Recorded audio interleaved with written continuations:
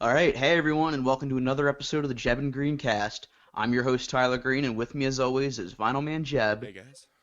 But today we also have our special guest from the Melismatics and Soul Asylum, Ryan Smith. Ryan, how are you? I'm doing pretty well. How are you guys doing? Good, We're good. doing we're doing good. Excited to have you on today. So we'll just start hitting That's with the good. questions. Tyler, you first. All right. So what bands and artists inspire you the most, Ryan? Well, that changes. I think initially when I go way back to being a kid through my dad's record collection, I think it was classic rock like the Beatles, the Stones, Bob Dylan. Um, and then I got inspired by punk rock music and some electronic music and indie rock. But right now, like I'm just trying to think if there. I mean, I guess I'm eternally inspired by Radiohead. They always are doing interesting things.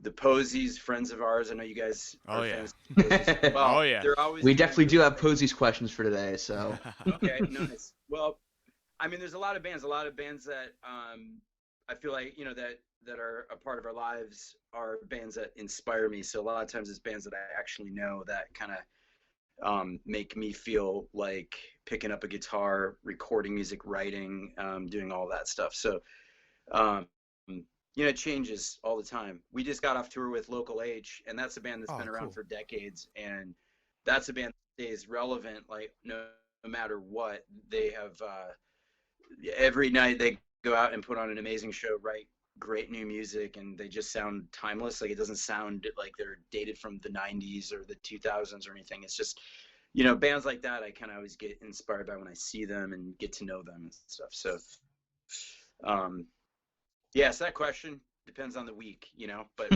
um Perfect. but hopefully that gives you some scope. yeah. So your band, the Melismatics, how'd you guys get together? Yeah, well, it actually started out as a solo project. I just was writing and recording songs, and the first record that ended up being called Postmodern Rock, what happened is I was working with local studio producer Jeremy Ilvisacker, who's gone on to do a lot of pretty amazing things since then, and had done really cool things prior to.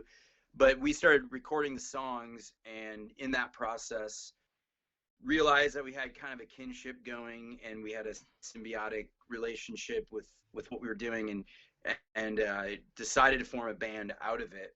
And that's really like where the actual Melismatics were born, is like through that recording process. And we went through a few different drummers and bass players in the very earliest stages, but we've had the same lineup for probably about 15 years now. So um, once we got the final lineup, it really stuck. But that's how it came together. And Minneapolis music scene is very vibrant. There's just so much going on. So we connected all through the music scene here pretty early on. Everybody was still. It was like everybody was fresh and young into the scene, and it was like we connected in that way just through knowing other people. And um, yeah, Mark Wade, our bass player, I think I met him through a friend I went to school with, and she was like, I got this friend who moved here from South Dakota. You should check him out. And Ron Karen was playing in a band called Tina and the B-Sides, and he still plays with them to this day. But they were a band, the major label band, touring and stuff, and they had just broken up, and he was fresh out of that. So everybody was kind of doing things and came together that way. Oh, cool. All right. And your current project, Ryan and Pony with your wife, is that the same thing as the Melismatics, considering she's in the same band, or is that a different Yeah, great project of yours? question. Great question. It is a completely different project. And so there's a lot of confusion about that because I think a lot of people assume that that's going to be like she and I playing melismatic songs acoustic or something, and it's completely a different animal. What happened with that was melismatics had been touring like pretty relentlessly for well over a decade, and I think everybody just needed to take a break. It was just something that had to happen, and I was still writing a lot of songs, and I was looking for a vehicle for that. And my original idea was I'm going to start a new band, and Pony was going to be in it, and I was going to just find some other people, um, and we're going to have a new name, just a new kind of branding. And I had talked to the label that put out the last couple of our records. We were going to put another record out with them, and they suggested, well, instead of starting an entirely new branding, you should name this project Ryan and Pony, and that way it's kind of connected to what you did before. But we really didn't want to be doing the same thing that we already had been with the Melismatics. There's a different sound to it. It's stuff that wouldn't maybe have fit with the Melismatics, but when we play a show as Ryan and Pony, we don't play Melismatic songs. We just play songs from that project. Oh, that's amazing. So it's I like the art style you guys have for the the music videos too. It's amazing. Oh yeah, thanks. That's Sarah Miscavige. She's a phenomenal artist that I met through. She was doing artwork for Soul Asylum, and she had done a cartoon video for that. And I just thought she was fantastic. And perfect. Always had this idea of having an anime video, and she was the one that could do it. And I was like, this couldn't have worked out better. So perfect. Leads right into my next question for you too. All right. Well, what was it like joining Soul Asylum in 2016, Ryan? That must have been an amazing opportunity. Yeah, it's just one of those kinds of things that you can't predict or ever try to do. It's just something that I guess it's fate or something. I don't know, but weird, very bizarre. I had always been a Soul Asylum fan, and the Melismatics had opened for Soul Asylum, and we'd worked with them in the past, like in different capacities and stuff, and I always looked up to them. I always thought they were, Dave Perner's like one of the greatest songwriters ever to come out of Minneapolis, and it's so to me they were kind of heroes that I looked up to, and I guess it was when I look back on it in 2016, now that it's like 4 years ago, I think it was probably terrifying and intimidating that very first time when you get, I got this email kind of saying, it's very cryptic, and it was just like, can you learn 25 songs and show up on,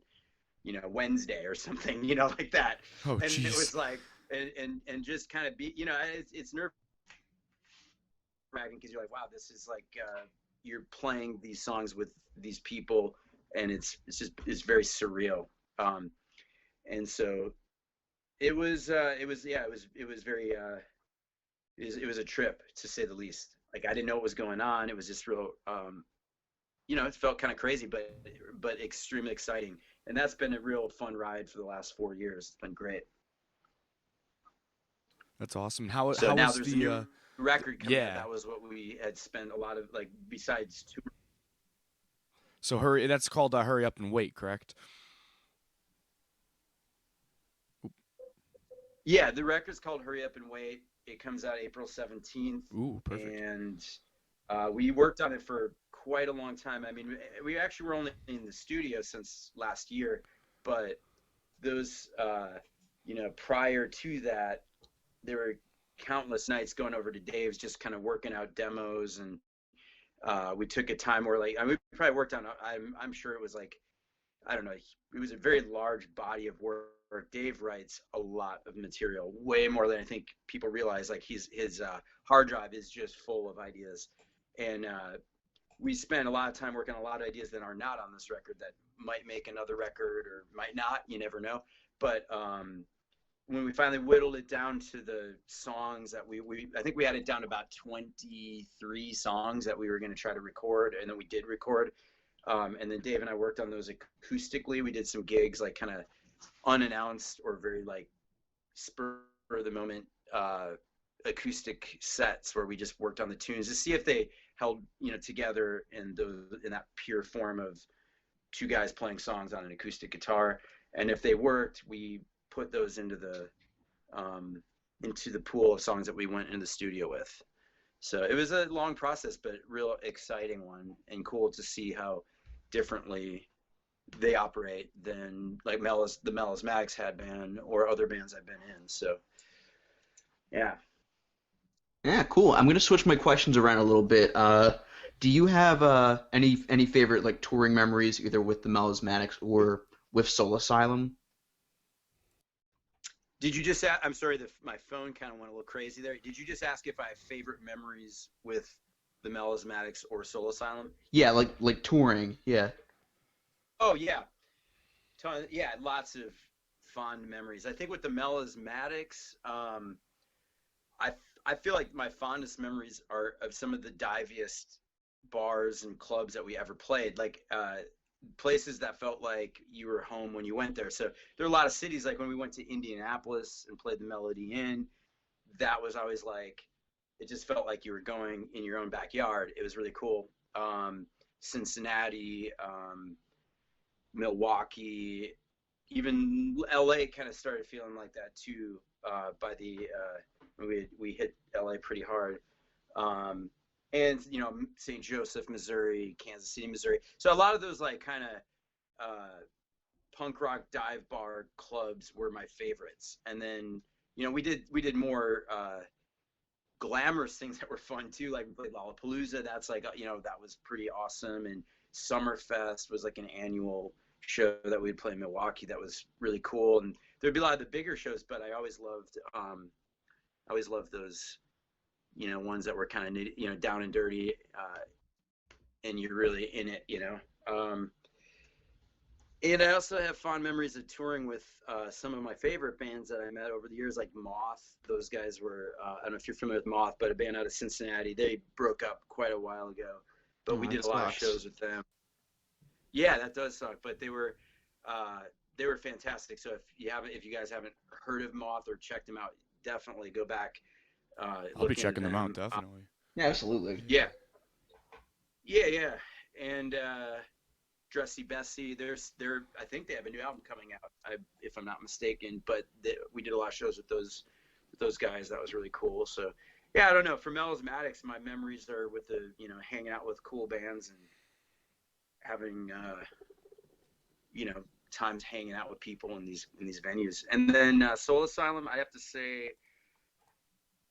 this I think going to other countries, like particularly, is memorable. Like we went to Japan, and seeing how audiences react in Japan is so different than in the United States. Like the cultural differences are huge. I mean, it's like when you go anywhere in Japan, there are these diligent fans that are very polite, and they kind of wait. So like everywhere you go, like somebody has calculated where you're getting out of a car or where you're going, like into a door to a building, and there is always people waiting, and they very politely, try to, without disrupting anybody, get somebody to sign something, or they're or just talk or get a picture. But they're always like incredibly polite, and then they just go crazy at the shows. It's really fascinating, and everything like runs completely on time. Like everything is just really on schedule. And then we played over in the Middle East. That was pretty memorable. Again, mostly just because it's such a different world. So exploring Abu Dhabi and seeing like the city and interacting with people there, pretty crazy. So in a good way. That's awesome. Yeah, I would definitely love to have those memories as someone who wants to become a touring musician, or at least a session musician, Yeah, right. Absolutely. All right, so on to the obligatory Posies question. You got to work with our friend Jon Auer on your 2012 album. Oh, I just froze up. I forgot the name. I'm sorry. Oh, Mania. Mania, yeah. Yeah, Mania, and he also produced the album after that, which is called Rising Tide. Oh, wow. So he worked on both of those. Oh, I can't wait to hear those. I have to hear those, definitely. Yeah, big really Jon good. Auer fan too. We're friends with him too, so gotta definitely check that out. Great guy. So what was it like working with him? Really cool. The way that, as I recall, now that that's 8 years ago or 9 years, it came out 8 years ago, so we were probably doing this almost a decade ago. But the way I remember is I sent him, once we agreed that we were going to work together, I sent him demos I recorded in my home where I was just playing all the instruments, and I sent him those, and then I gave the band those, and he really helped us communicate as a band, I think, because when you're a band for as long as we were and have been, you go through phases where I think it becomes harder to communicate creatively. We kind of felt like we had hit a wall, I think, right up to that point where it was hard to move forward. And I think he really helped us get it done and move forward in a way where everybody respected Jon. Everybody looked to whatever he said as like his opinion mattered, because he's one of those guys. I know you guys know him. He's very honest, and he has a lot of integrity. I mean, he's never going to tell you something's good when it's not. He's never going to he's never going to blow smoke. Nah, he lets you know. Yeah. Oh, right. Yeah, exactly. No kidding. I spent a couple days with Jon when he was on tour because he had a thing going on in Philly, so he stayed over at my place. So I learned a lot through hanging out with him for those couple days. Oh yeah. And I also got to see Toad the Wet Sprocket with him and Frankie, the new drummer for the Posies. I just got to see Toad with him, and he was just sitting with us. And the time he was sitting with us, he goes, "Why are you still anxious around me?" I'm like, "I don't know." So he's straightforward. I love it. I love it so much. He's so straightforward. He's a great dude. I mean, and it was surreal too. Like, just kind of similar to what I was saying about Soul Asylum. I mean, I was a humongous Posies fan, as I think you guys awesome. do. And it was surreal in that way as well, where it's like I listened to those records so much. I mean, and then like when we got to the stage when we recorded that first record with him, I mean, he stayed at my house, and it was like we recorded a big chunk of it in my home studio, and a lot of it we went to Flower Studio, which was owned by the late Ed Ackerson from Minneapolis, great producer. But yeah, it's this beautiful studio called Flowers. We did a lot of the tracking there. We worked out a couple other studios, but it was really fun because like we would just get like a bottle of wine and like kick back and work all day from my house or go to the studio, and it was just like this adventure, like working on whatever it was creatively. And it was like we were kind of always working and always having fun. And it was my favorite Melismatics record, I think I will say, is Mania. That's my personal favorite, and that one was really fun to make it. Yeah, I would have to agree. I definitely love Mania the most out of the albums that I've heard. So okay, it seems like if you took a poll, I would say most people say the Acid Test is our best one, and I love that one too, and it's probably a close tie. It's just like it's like when you're a songwriter, you usually what you do resonates more or less at a certain, and what we were doing then resonates with me more, than anything. So, yeah, I mean, it was cool. Jon Auer's great. Can't say enough good things. I got a good side question for you, because I see on the picture you sent me, you got a nice Gibson Les Paul Gold Top, but do you have like a favorite guitar of your own that you usually use? Yeah, I think I have two go-to guitars right now, and that Gold Top is one of them. Perfect. And that's kind of my main accent, Soul Asylum, which is like, ironically, the same guitar that Dan Murphy, the original guitar player, used. And that is by absolute coincidence. The story with that was when we were going to fly out for a tour for Japan, we were headed for Japan, and I contacted Gibson. I needed a guitar like for that specific tour, and they said, well, we can next day deliver you a guitar, and I have this Gold Top sitting right next to me. You could have it at your house tomorrow. And I'm like, yes, please, that's great. I mean, of all the guitars that they could have sent, it's the same one. So a lot of people think that like I specifically sought out a Gold Top because Dan Murphy played one, and that's it just absolute coincidence. But awesome. I love that guitar. It's a beautiful guitar. That's my go-to for a lot of projects. And then my other go-to, I really love the Reverend brand guitar out of Detroit, Michigan. I don't know if you're familiar with them at all, but Smashing Pumpkins, Billy Corgan has his own line, and then guitar player from the Stooges. Yeah, Ron Ashton had his own guitar through Reverend Guitars. They just make really awesome guitars, and they're not as known as like Gibson or Fender, but they're super cool. So I have a couple Reverend guitars I use a lot. So it's like if I'm playing the Melismatics or Ryan and Pony, I usually use my Reverend or one of my Reverends. So yeah, and then I also like SGs too. I play those. I'm an SG guy myself. I yeah, love the SGs. yeah, And that's a yeah. Posey's thing too. With Jon. That? Jon Auer is a big SG guy too. Yeah. Oh yeah, yeah. Perfect. It's funny too. Speaking of Jon and guitars, once again when he came to Philly, he actually had one of his guitars shipped to my house. Oh wow. Well, it was a guitar he Yeah. bought, and I was taken on tour with him. Was that the blue SG? Was that one? That one's nice. But yeah, that's cool. I forget which one it was. I That's gotta awesome. ask him, but Yeah. That's incredible.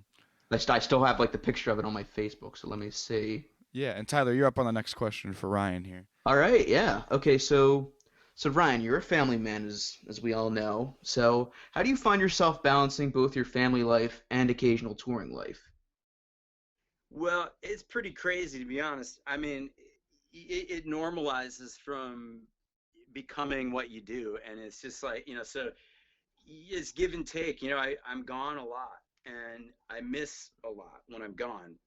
And then on the flip side of the coin, I control my schedule when I'm back, and I tend to get myself really tied up in a lot of projects and get really busy when I get home. So one thing I've just kind of learned from this whole quarantine that's been going on, or just with the lockdown and everything with the coronavirus, like I've learned that I need to slow down, not so much not slow down the process. Like I want to work on things that I want to do, but I need to slow down in general with the amount of busy work that piles up and stuff that doesn't matter as much. Kind of it's been eye-opening. So really my family gets used to it, like my daughter kind of gets used to this pattern where it's like daddy's home, daddy's going to be gone now. And we talk on Daddy's a rock star.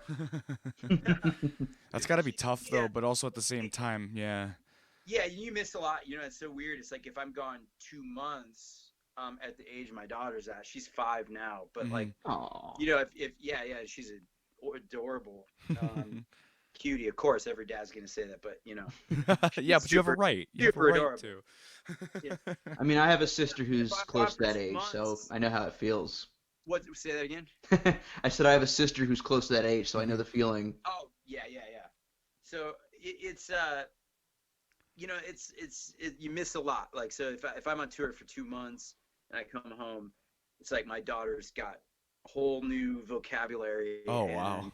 It's just they develop so fast at that Yeah. age.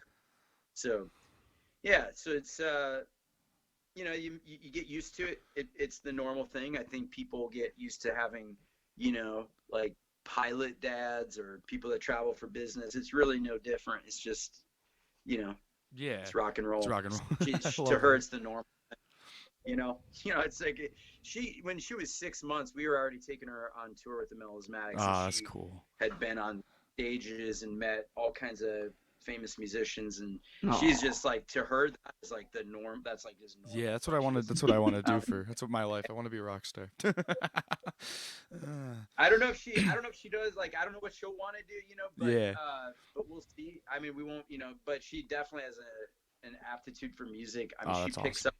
She'll pick up a harmonica and just tear into it, and she can sing. And just like she does all these things like just very naturally, but she, at age 5 has, she doesn't have like self-discipline yet to like work on stuff, but she'll get there. Yeah, she's 5, Yeah. But, yeah. Since you mentioned the COVID stuff, I was gonna save this question for laugh, but I'm gonna ask it now, and then Tyler will ask the last question for us, and we'll wrap up. But how are you staying productive during this, isolation and everything? How are you keeping yourself positive? And any advice for those musicians just trying to, deal with staying home and having to just, not be able to go out and party and gigs and all that stuff too? Right. Well, first of all, I'm a very introverted person, and I think a lot of musicians are, even that go on stage and act extroverted. Like, so I've really tried to use this time to I've gotten a lot of energy out of it and a lot of ideas. So like, to me, when I'm in this kind of semi isolation, I'm having more ideas and more time to work on things than ever. So I'm doing a lot of writing, recording. There's just a lot of projects that have been on the back burner for a long time. So um, there's a Melismatics live record we had been talking about finally Ooh. getting together, and All I'm right. like that's gonna happen. And um, I've been doing some like just for my own amusement and the amusement of people that I connect with on social media. I've been doing like live acoustic stuff where it started off where I was like, yeah, I think I'm gonna do this right now, and I just hit live and started Yeah, playing I some heard you songs. play the Beach Boys the other day, and I was like, Yeah, yes, right. Ryan, yes. I just want to So say something real quick. I just want to yeah, say that in the midst of this whole situation, something that's making me feel a lot better is seeing all these musicians come together and just putting on free live shows on Facebook and Instagram, for Yeah. example. Like it just gives me a lot of solidarity and a lot of hope. yeah, that's good. And I think that's Yeah. why musicians are doing it, and it's why people, and, it really like there's this weird thing going on where everybody is now more connected in a way than ever because Yeah.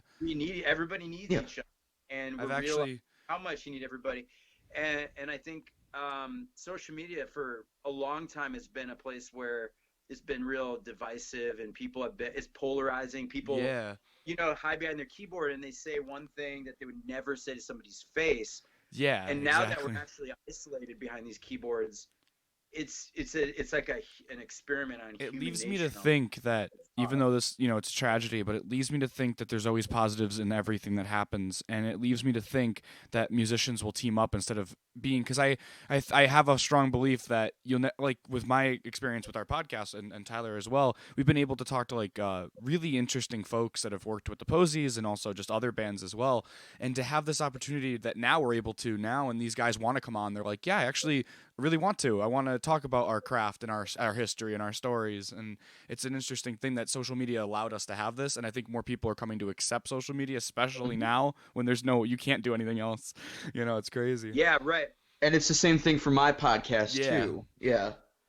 Yeah, that's amazing. I mean, and it is like obviously a horrible situation. No, there's Yeah, no no other way doubt. to look at it. But within this horrible situation, you know, people adapt. It's like things, start to grow through the cracks of what's going on, I and mean, it's like, Tyler and I are lucky enough to work with Dave Fox and Arthur Roberts in a band that we're doing all online, oh and to wow, do perfect time during this timing, and to be able to work with two ex-Posies guys, two bass players from different time periods, but one's going to be guitarist, and I'm doing a side project with them as well, and it's just a really interesting opportunity to be able to write with these guys and to see what they put forward and learn from them because they're not touring or doing anything because they're stuck home. So it's yeah, cool right. to learn from, and I think it's going to be something that after this, I'm booking a show. I'm going to book my first gig and really work hard because I'll have all that energy, and I have brand new songs that I never thought I'd have before. So it's amazing to be able to Yeah, do this, and to all the hopes, hopefully that we don't lose close ones, and if we do, all my thoughts and prayers go out to those that have. But it's a really tough time. It is. It's crazy. oh yeah, But yeah. So I mean, you're dead on with that. I mean, it's just yeah, like it's a super hard time, but yet, you know, all you can do is try to make yourself productive for yourself, but for other people, help other people. I mean, for musicians right now, it's like it's the time to be, like playing for other people, helping other people out with, collaborating, yeah. writing. Go through your record collection, listen to Ah, yeah. music. There you go. Perfect. I got my It's Beach just Boys like, all yeah, loaded up. I got all the whole collection, nice, and I'm nice. like, now it's time to finally Yeah. go through. And I love the Beach Boys, but to hear like Wild Honey and some of the oddball stuff Oh yeah, and love some of Wild the Honey. really cool Yeah, stuff. yeah. I mean, like Surfs Up is Oh like one yeah. of the best albums of all I time. actually finally got Especially, that one. That's hard to get. I'm trying to go yeah, to all the record stores. But hey, Tyler, you want to hit with that last question? But Ryan, thank you All so right. much for coming up. yeah. Yeah, really, thank you so much, man. It was great talking to you and everything. Yeah, this is Yeah. very exciting. Very exciting. All right, so last question. So you already mentioned the upcoming live album. So what are the other plans that you have going on with both the Melismatics and Ryan and Pony and Soul Asylum? Yeah, um, so as I said, Soul Asylum's got a new album coming out April 17th. That's called Hurry Up and Wait. So if, anybody out there that's interested in knowing more about that, just follow Soul Asylum on any social media platform. And we'll have links in the description Yeah, we'll below. put links below, Yep. guys. There are already 4 singles out from the record, and it's a Perfect. 12-song record. And then after that, we've got a European tour scheduled for the fall. You know, fingers crossed that everybody's touring by then, and we'll be scheduling some of our tour dates that got canceled recently in the fall as well. So shows, touring, album, and then I think the plan after that is keep releasing some singles for a while, or possibly an EP, and then Perfect. Melismatics, you know, has been. I think that band, like I said, there's talks of dropping a live record. There's actually one particular show it will be from, most likely, and working through the details on that. So Melismatics have all the social media norms. You know, you can follow there to get the details. I don't know when that'll come out. That might be a pretty quick thing, just because the reason that came about was because, you know, now with the lack of shows, it seems like a really appropriate time to put out live music in that form. So so probably be relatively soon. And then Ryan and Pony, we have 2 singles out so far, and the debut album has been turned into the label, who is, I think, trying to figure out a marketing plan with what's going on in the world right now. So you can follow Ryan and Pony on Facebook, Twitter, Instagram, YouTube, and when there's a release date, you'll know. Perfect. Yeah, guys, follow them. It's probably going to be late summer, early fall. For awesome. So, yeah, no problem. Vinyl and CD and everything. So. This is incredible, Ryan. Keep seeing you. It's inspiration to inspiring. There you go. Couldn't think of coming out there. The word's coming. But to be able to talk with you, and I think we talked about doing this a while ago back, having you up on, but yeah, we kind did. of drifted through time. That we finally actually just adjusted our name. We got to actually having a platform, and finally it was like, you know what, let's get Ryan on. Let's try to get Ryan on, because it's time. I think it'd be the perfect time to have you on, and I didn't even realize it's perfect timing right in the middle of, you know, you can't predict this, and it's perfect now. So it's like, wow. But thank you so much. Incredible. Thank you guys. This was thank you. Appreciate it.